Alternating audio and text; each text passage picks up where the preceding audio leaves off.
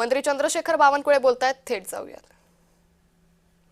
लागू केला आहे मंजूर प्रादेशिक जी योजना आहे त्या योजनेच्या माध्यमातून काही फेरबदल झाले आहेत. त्यामध्ये आम्ही हाच रेट ठेवलेला आहे मागच्या वर्षीचा.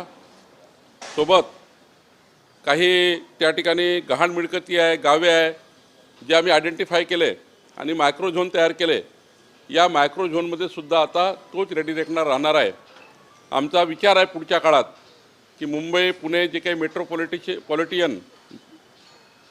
मेट्रोपॉलिटन ज्या सिटीज आहे, नागरी भाग आहे, या नागरी भागामध्ये जे आपला झोन आहे ते मायक्रो झोनिंग करायचं आणि मायक्रो झोनिंग करून जेवढा छोटा झोन करू त्या झोनचे वेगवेगळे रेडी रेटणार रेट राहील. त्यामुळं चुकीच्या लोकांना चुकीचे रेट लागणार नाही. पुढच्या वर्षामध्ये आम्ही मायक्रो झोनिंग करतो आहे.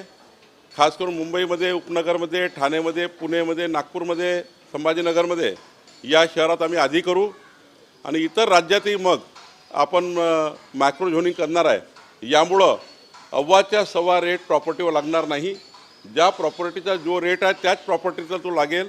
या घराचा रेट दुसऱ्या घराला लागणार नाही, दुसऱ्या घराचा रेट तिसऱ्या घराला लागणार नाही. त्या घराच्या प्रॉपर्टीच्या किमतीप्रमाणे त्या घराचा रेट राहील, असं एक आमूलाग्र